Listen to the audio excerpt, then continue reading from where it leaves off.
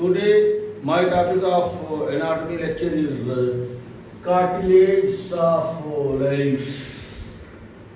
Cartilage of the larynx.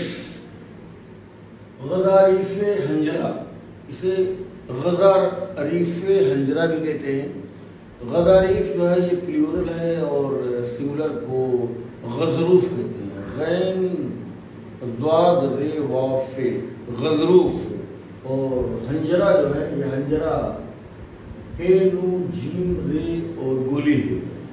तो cartilage जो है प्लूरल है, यानी मोर देन वन कार्टिलेज। तो कार्टिलेज को मतलब गज़ारीफ़ कहेंगे और लैरिंग्स को हंजरा। तो गज़ारीफ़ हंजरा यानी कि कार्टिलेज ऑफ द लैरिंग्स। तो there are 9 cartilage in the larynx, क्योंकि लैरिंग्स का जो फ्रेमवर्क है इसमें 9 कार्टिलेज होते हैं और सब एक दूसरे से जॉइंट से, लिगामेंट से और मेम्ब्रेन से जुड़े होते हैं और मूवमेंट के लिए उसमें मसल्स भी होते हैं। तो 9 कार्टिलेज में 3 मतलब कार्टिलेज आर अनपेयर्ड, सिंगल होते हैं और 3 कार्टिलेज आर पेयर्ड। जो सिंगल कार्टिलेज है, अनपेयर्ड कार्टिलेज है, तो सबसे पहले थायराइड कार्टिलेज है। तो थायराइड कार्टिलेज जो होता है, थायराइड एक ग्रीक वर्ड है जिसका मतलब शील्ड होता है, ढाल होता है। जो डिफेंस मैन जो है या कोई भी मिलिट्री का आदमी अपने बॉडी का प्रोटेक्शन करने के लिए शील्ड सामने, बॉडी के सामने शील्ड लगाया रहता है, तो ये शील्ड शेप कार्टिलेज है जो है।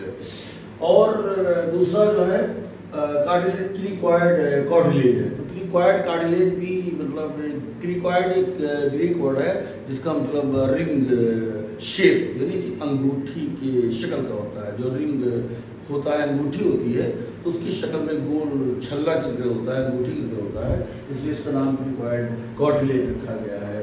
और तीसरा है एपिग्लॉटिक कार्टिलेज।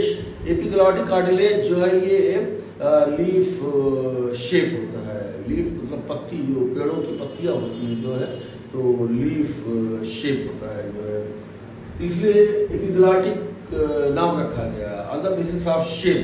ये तीनों कार्टिलेज, थायराइड कार्टिलेज जो है, क्रिकॉइड कार्टिलेज और एपिग्लॉटिक कार्टिलेज, ये तीनों कार्टिलेज जो है मतलब अपने शक्ल के एतबार से नाम रखा गया है। ये सब ग्रीक वर्ड है। थायराइड कार्टिलेज, थायराइड भी, क्रिकॉइड भी और एपिग्लॉटिक भी। थायराइड शील्ड शेप होता है, ढाल की शक्ल का होता है, इसलिए थायराइड कार्टिलेज रखा गया। क्रिकॉइड जो है ये रिंग शेप होता है, इसलिए इस कार्टिलेज का नाम क्रिकॉइड रखा गया। और एपिग्लॉटिक कार्टिलेज जो है ये लीफ शेप होता है, लीफ मतलब पत्ती के शक्ल का, इसलिए इसका नाम एपिग्लॉटिक। तो ये सिंगल होते हैं, एक कार्टिलेज होता है, सिंगल 1 तो लैरिंक्स में ये 3 कार्टिलेज जो है मतलब अकेले इकलौते होते हैं, तरह होते हैं जो है, इस वजह से इसका नाम ये अनपेयर्ड कार्टिलेज है। अब देखिए सेकंड कैटेगरी का जो है ये पेयर्ड कार्टिलेज है, यानी कि मतलब जोड़ी में होते हैं, राइट और लेफ्ट होता है जो है। तो जैसे कि एरिथ्रोइड कार्टिलेज।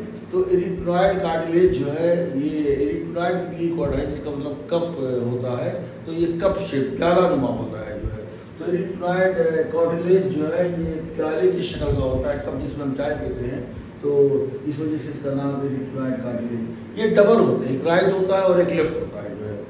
और सेकंड है कार्निक्यूलेट कार्टिलेज। कार्निक्यूलेट का एक कार्न यानी कार्नों की तरह होता है, यानी हॉर्न जो सींग होता है, मतलब सींग जो जानवरों का सींग होता है जो है, हॉर्न होता है, तो उसकी शक्ल का होता है, इसलिए इसका नाम कार्निक्यूलेट कार्टिलेज रखा गया है। और इसको सेंटोरिनी कार्टिलेज भी कहते हैं, सेंटोरिनी कार्टिलेज। ये इटली के एनाटॉमिस्ट थे जो है, तो जियोवेनी जो है, डोमेनिको सेंटोरिनी।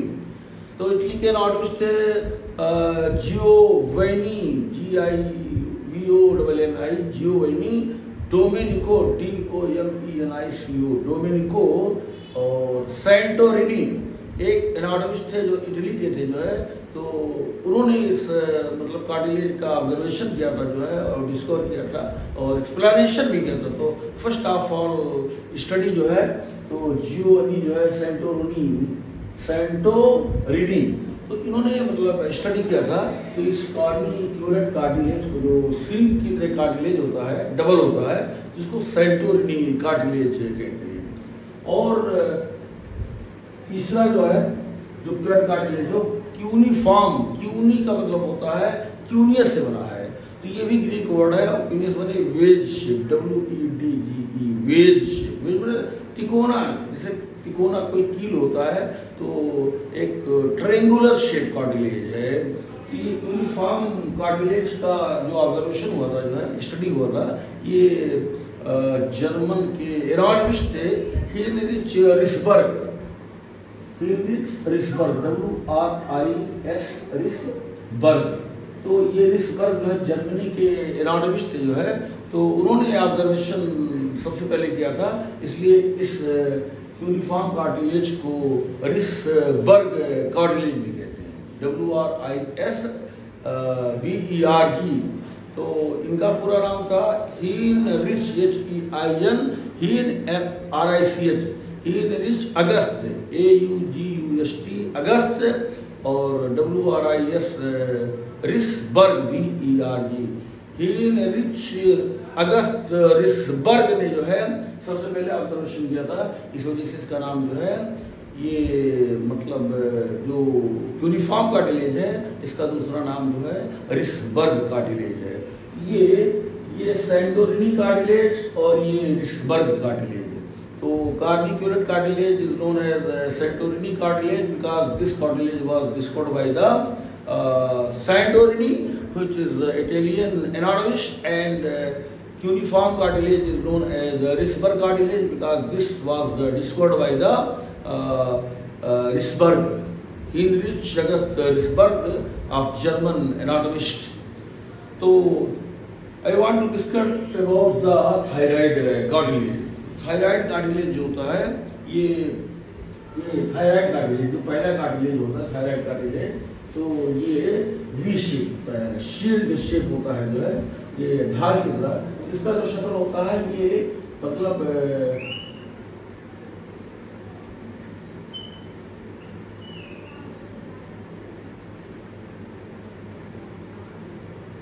इसका जो शक्ल होता है वी शेप होता है, जो है ऐसे वी शेप होता है, इसके। तो दिस थायराइड कार्टिलेज इज मतलब वी शेप, जो वी होता है इंग्लिश अल्फाबेट में वी होता है, इस शक्ल का होता है।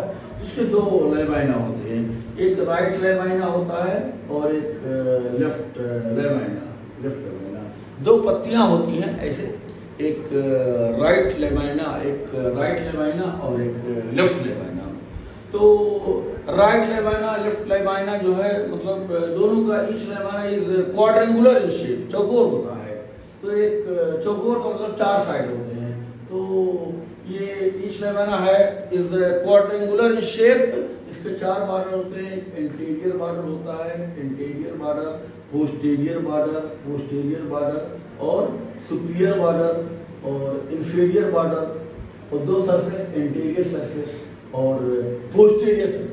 तो देयर आर 4 बॉर्डर्स। इसे ये लेमाइना है, तो लेमाइना के पास 4 बॉर्डर है, एक इंटीरियर बॉर्डर हो गया, पोस्टीरियर बॉर्डर हो गया, सुपीरियर बॉर्डर हो गया और इंफीरियर बॉर्डर हो गया।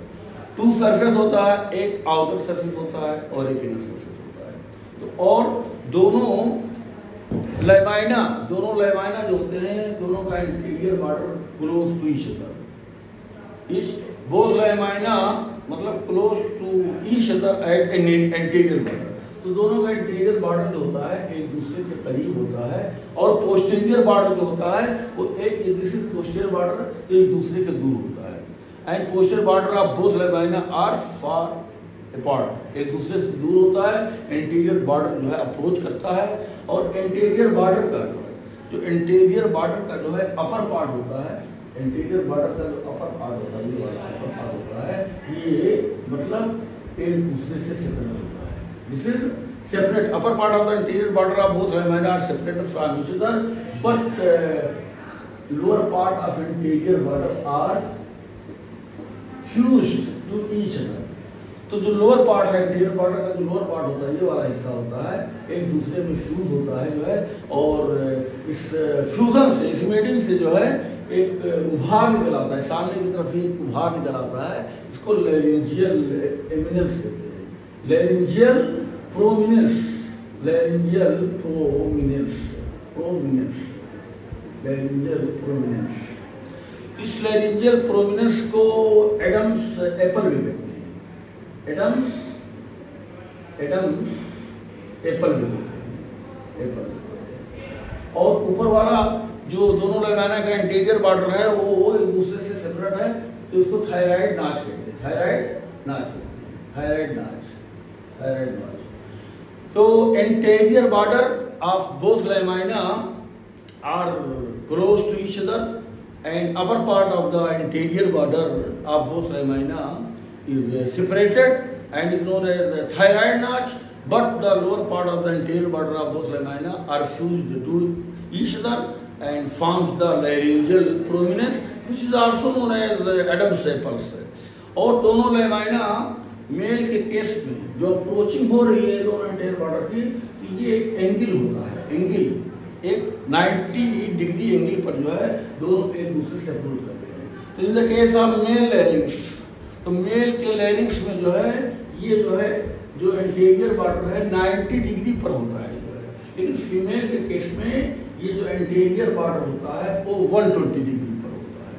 दोनों की मुलाकात होती है। मेल के लैरिंग्स में थायराइड कार्टिलेज का इंटीरियर बॉर्डर अप्रोच करता है लेकिन 90 डिग्री पे होता है। फीमेल के केस में भी इंटीरियर बॉर्डर जो होता है वो भी अप्रोच करता है लेकिन 120 डिग्री पे होता है। और जो पोस्टीरियर बॉर्डर होता है, पोस्टीरियर बॉर्डर जो होता है ये अपवर्ड प्रोलॉन्गेशन होता है, अपवर्ड प्रोलॉन्गेशन होता है और नीचे भी डाउनवर्ड प्रोलॉन्गेशन होता है। तो ये जो प्रोलॉन्गेशन होता है ये हार्न की तरह से होता है। तो अपवर्ड प्रोलॉन्गेशन को सुपीरियर कार्नू और डाउनवर्ड प्रोलॉन्गेशन को इंफीरियर कार्नू कहते हैं, इंफीरियर कार्नू माने सींग होता है जो है। तो ये सुपीरियर कार्नू है जो पोस्टीरियर बॉर्डर का जो है अपवर्ड प्रोजेक्शन है, अपवर्ड प्रोलॉन्गेशन है, ऊपर की तरफ बाहर है, और ये जो है डाउनवर्ड प्रोलॉन्गेशन जो है ये भी सींग है। तो पोस्टीरियर बॉर्डर के ऊपर एक सींग है और पोस्टीरियर बॉर्डर के नीचे एक सींग है। लेकिन ये सींग, ये हार्न जो होता है सुपीरियर कार्नू जो है ये लॉन्ग होता है, ये लंबा होता है और थिन होता है, लॉन्ग एंड थिन। लंबा होता है छोटा, लंबा होता है पतला होता है, और जो इंफीरियर कार्नू होता है ये जो है मोटा होता है, थिक होता है, और ये शॉर्ट होता है, मोटा होता है और छोटा होता है। तो inferior cornu is thick and short and superior cornu is long and thin, लंबा और पतला होता है। और इसका डायरेक्शन जो होता है सुपीरियर कार्नू का जो है ये बैकवर्ड होता है, बैकवर्ड एंड मिडिली। बैकवर्ड ये पीछे की तरफ होता है, पीछे की तरफ और अंदर की तरफ। तो सुपीरियर कार्नू का डायरेक्शन किधर होता है, बैकवर्ड एंड बैकवर्ड होता है और मिडिली होता है। लेकिन जो इंफीरियर कार्नू होता है इसका डायरेक्शन फॉरवर्ड एंड मिडिली होता है, फॉरवर्ड एंड मिडिली। तो ऊपर का जो सींग होता है, हार्ड होता है सुपीरियर कार्नू जो है ये पीछे होता है, पीछे की तरफ और अंदर की तरफ। और इंफीरियर कार्नू का डायरेक्शन जो होता है ये फॉरवर्ड आगे की तरफ और मीडियल वर्ड अंदर की तरफ होता है। और इसका कनेक्शन जो है जो ये जो सुपीरियर कार्नू है, तो सुपीरियर कार्नू का कनेक्शन जो है ये हाइपोइड बोन का, हाइपोइड बोन का जो ग्रेटर कार्नू होता है, दिस इज ग्रेटर कार्नू। तो ग्रेटर कार्नू और सुपीरियर कार्नू, तो हाइपोइड बोन का यू शेप का बोन होता है जो नेक के अपर पार्ट में होता है। ये हाइपोइड बोन का ग्रेटर कार्नू है और ये थायराइड कार्टिलेज का सुपीरियर कार्नू है। तो दोनों का कनेक्शन जो है, ये दोनों का कनेक्शन एक लिगामेंट से होता है, ये एक लिगामेंट होता है, इसको लेटरल थायरो हाइपोइड लिगामेंट कहते हैं, लेटरल थायरो हाइपोइड लिगामेंट कहते हैं। तो superior cornu of the thyroid cartilage and greater cornu of the hyoid bone both are connected to each other by lateral thyrohyoid ligament।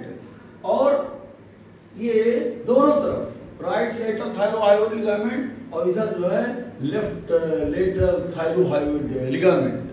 तो इस तरह से larynx का कनेक्शन हायोइड बोन से किस लिगामेंट के जरिए होता है? लेटरल दोनों तरफ राइट लेटरल थायरोहायोइड लिगामेंट और लेफ्ट लेटरल थायरोहायोइड लिगामेंट। और जो इंफीरियर कार्ड होता है तो ये इसका कनेक्शन एक जो क्रिकॉइड कार्टिलेज होता है इससे होता है, आर्टिकुलेशन करता है, जॉइंट बनाता है। और इसको इस जॉइंट का नाम है क्रिको मतलब क्रिकॉइड कार्टिलेज और थायराइड क्रिकोथायराइड जॉइंट। तो inferior carnu of the thyroid cartilage articulates with the cricoid cartilage which is known as cricothyroid joint। और उसके बाद में जो inferior border होता है, तो inferior border होता है ये सामने की तरफ कॉन्वेक्स होता है और पीछे की तरफ जो है कॉन्वेक्स होता है। तो inferior border is convex in front, ये कॉन्वेक्स है सामने की तरफ और पीछे की तरफ जो है ये कॉनकेव है। और इसी जो है इंफीरियर बॉर्डर का जो कनेक्शन होता है जो है इसी क्रिकॉइड कार्टिलेज से। तो this inferior border is connected to the cricoid cartilage by the conus elasticus. Conus elasticus जो है एक मेम्ब्रेन होता है, क्रिको ओकल मेम्ब्रेन कहलाता है, क्रिको ओकल मेम्ब्रेन कहलाता है। तो दिस कोनस इलास्टिकस एक फाइब्रो इलास्टिक मेम्ब्रेन होता है, फाइब्रो इलास्टिक मेम्ब्रेन होता है। इस कोनस इलास्टिकस को क्रिको ओकल मेम्ब्रेन भी कहते हैं और इसको conus elasticus which connect the cricoid cartilage to the inferior border of the thyroid cartilage. ये कोनस इलास्टिकस जो है थायराइड कार्टिलेज को इंफीरियर बॉर्डर पे जोड़ता है और इसको जो है मतलब किससे जोड़ता है? क्रिकॉइड कार्टिलेज, क्रिकॉइड कार्टिलेज के मतलब अपर बॉर्डर को जोड़ता है। तो inferior border of thyroid cartilage and superior border of cricoid cartilage both are connected by the conus elasticus which is fibroelastic membrane and this conus elasticus is also known as cricovocal membrane. और इसी जो है inferior border पर जो है ये जो mid point जो कॉन्वेक्स और कॉनकेव वाला हिस्सा है फ्रंट, और इसी के पीछे एक जो है behind the mid point of the inferior border there is round elevation which is known as inferior thyroid tubercle, inferior thyroid tubercle. तो एक उभार होता है इंफीरियर बॉर्डर पर, उसका नाम है इंफीरियर थायराइड ट्यूबरक्यूल। और इसी तरह से उभार जो है यहाँ पर सुपीरियर बॉर्डर पे जो है ये क्या नाम है जो सुपीरियर कार्नु के सामने होता है, सुपीरियर कार्नु के सामने होता है। There is round elevation on the superior border in front of the superior carnu which is known as superior thyroid tubercle, superior thyroid tubercle। अब देखिए तो और आउटर सरफेस पर एक ऑब्लिक लाइन होता है जो है there is an oblique line on the outer surface of the thyroid cartilage and this oblique line is drawn from the superior thyroid tubercle present on the superior border in front of the superior carnu and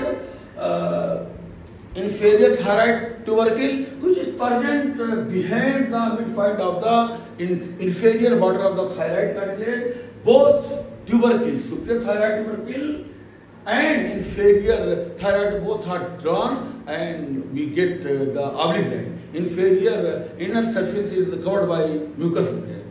Inner surface of the thyroid cartilage is covered by mucous membrane which has a round elevation known as the tubercle. In these words I want to finish my lecture.